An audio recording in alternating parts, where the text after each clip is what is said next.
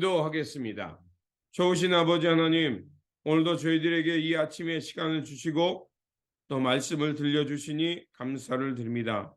주님, 우리가 하나님을 아는 지식과 하나님에 대한 경험이 다시 한번 우리의 삶을 겸손하게 하여 주시고 타인의 고통과 타인의 어려움을 헤아릴 수 있는 그 겸손과 공감의 사람이 될 수 있도록 도와주시옵소서.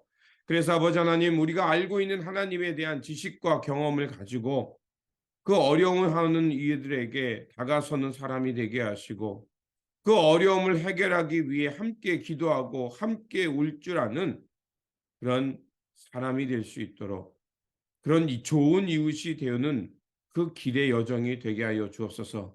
결단과 아버지 하나님, 정죄하거나 판단하지 않게 하여 주시고 우리의 삶과 우리의 생각이 항상 주 앞에서 열려서 겸손한 삶으로 나아갈 수 있도록 도와주시옵소서.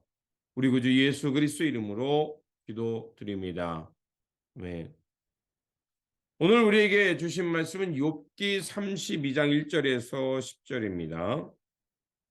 욥이 끝내 자기가 옳다고 주장하므로 이 세 사람은 욥을 설득하려고 하던 노력을 그만두었다.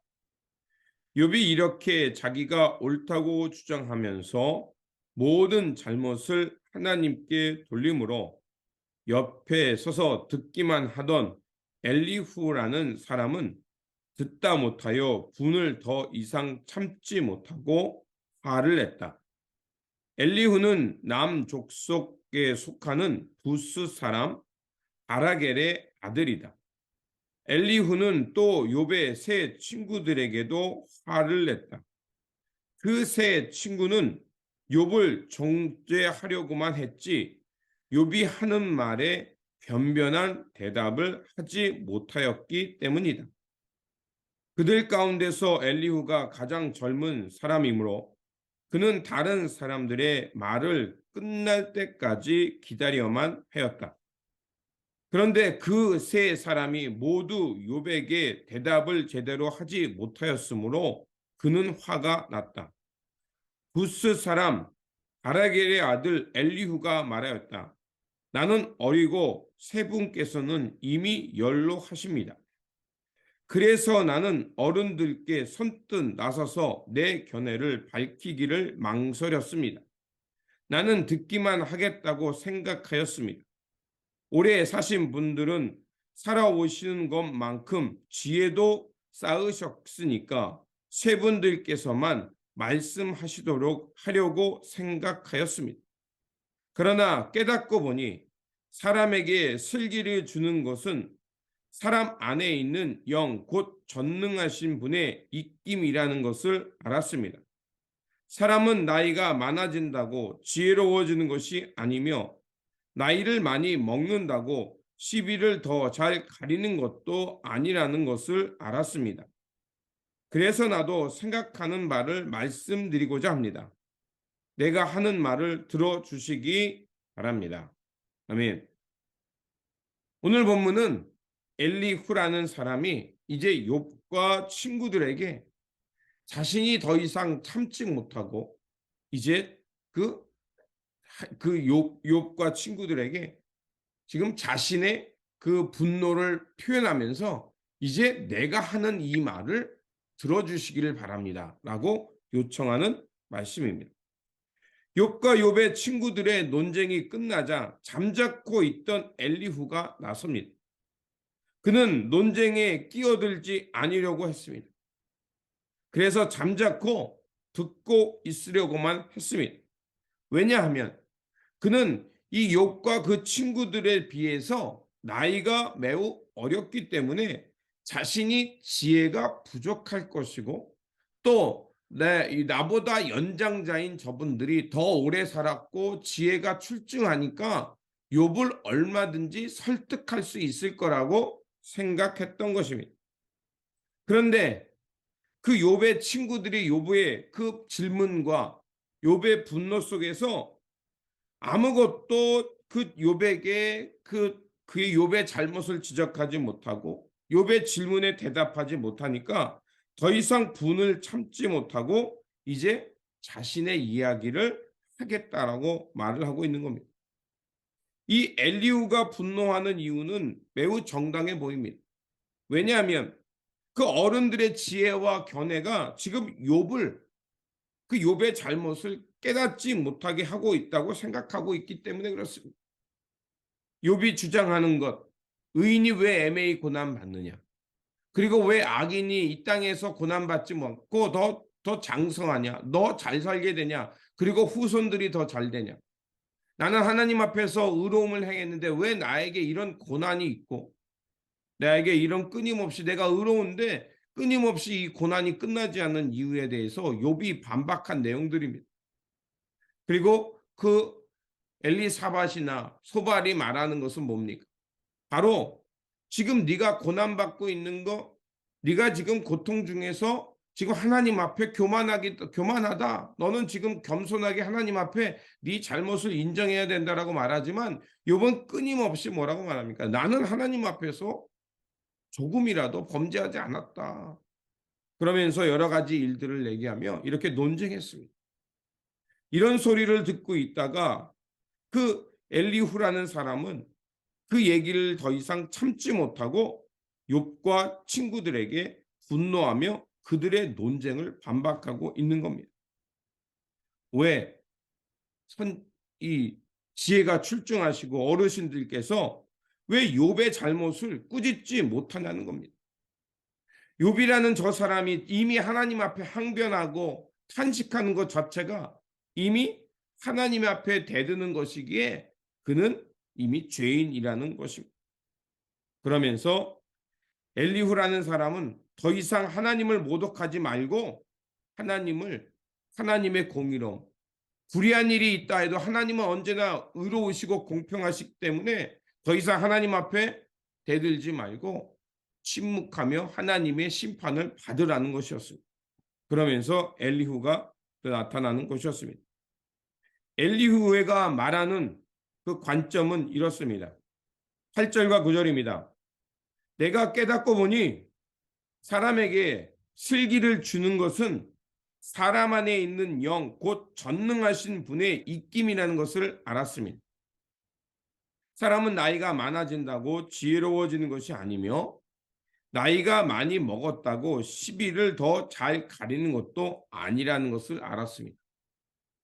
엘리후는 앞에서 말씀드린 대로 그 욥과 그 친구들에 비해서 굉장히 젊었던 사람입니다.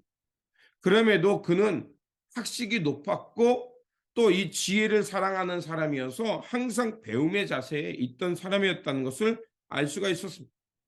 그런데 욥과 친구들의 논쟁과 끊임없이 그 욥이 하나님에 대해서 반박하는 것을 보자 이제 그는 알게 된 겁니다.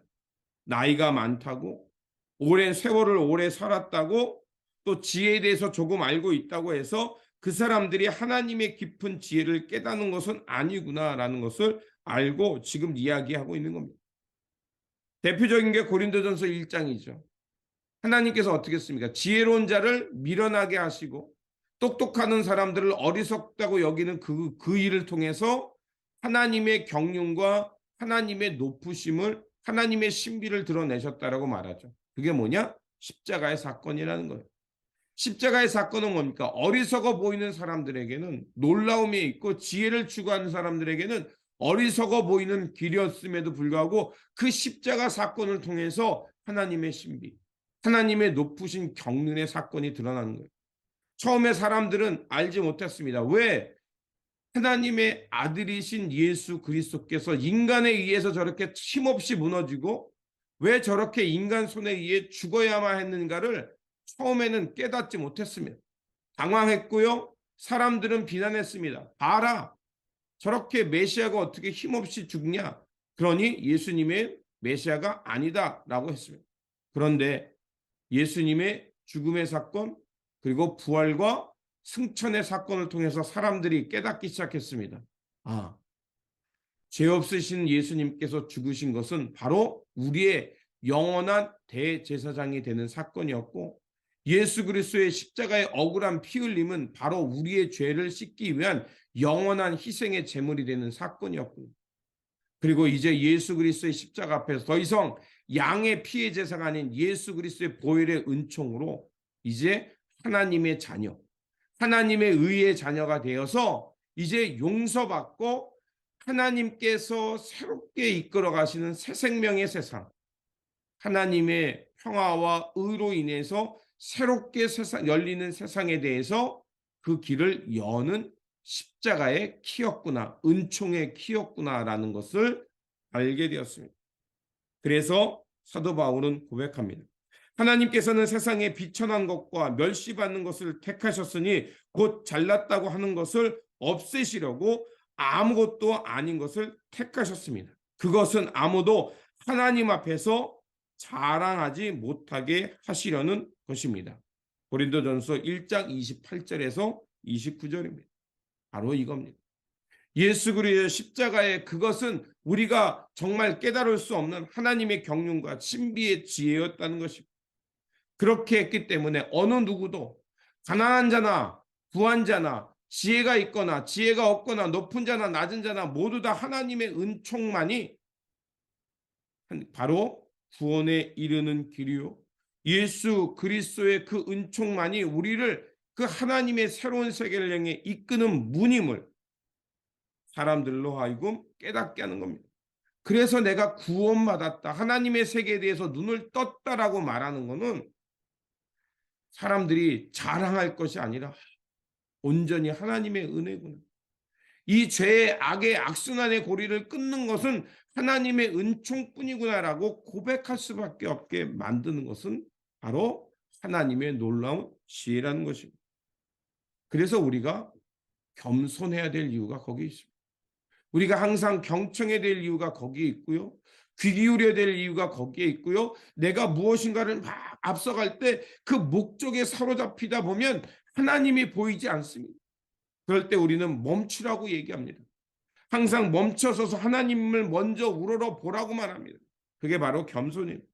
그래서 잠언은 끊임없이 우리에게 말합니다. 잠언 11장 2절에 교만이 오면 욕도 오거니와 겸손한 자에게는 지혜가 있느니라. 잠언 29장 23절 사람이 교만하면 낮아지게 되고 마음이 겸손하면 영예를 얻느니라.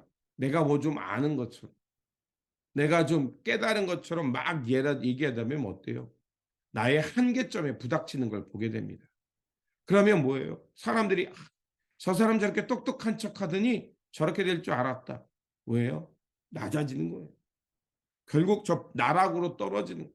그런데 많은 사람들은 나락으로 떨어지면 끝났다라고 생각해. 그런데 다시 일어난 사람들의 특징이 있습니다.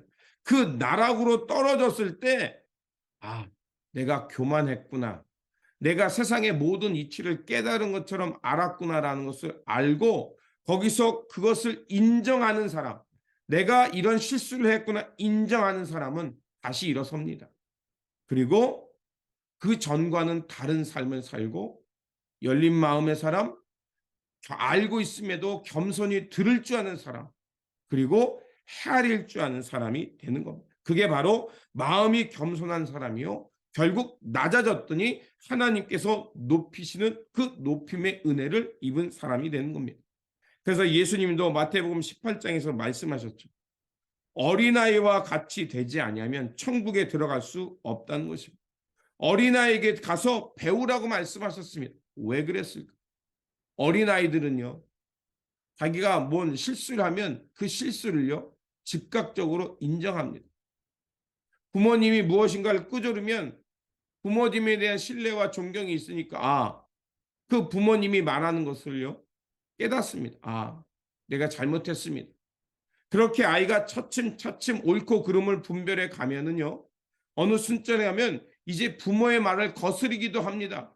그런데 그 거스름의 시간은 뭐냐? 이제 홀로 설 수 있는 준비의 기간이라는 거예요. 갈등도 하고 실수도 하고 말도 안 되는 짓을 하지만 그렇게 이렇게 좌충우돌하면서 결국 점점점 스스로 깨닫게 되고 어른으로 우뚝 서는 과정에 이르게 되는 것을 볼 수가 있습니다. 오늘 엘리후처럼 그가 지혜에 대해서 다 아는 것처럼 분노하긴 했지만, 그런 점이 실수이긴 하지만, 그러나 그 엘리후가 말한 것처럼 우리가 나이가 많고 또 오래 살았다고 해서 지혜와 경륜을 다 얻는다. 그것은 아니라는 것을 깨달아야 하고, 그리고 중요한 것은 하나님이에요.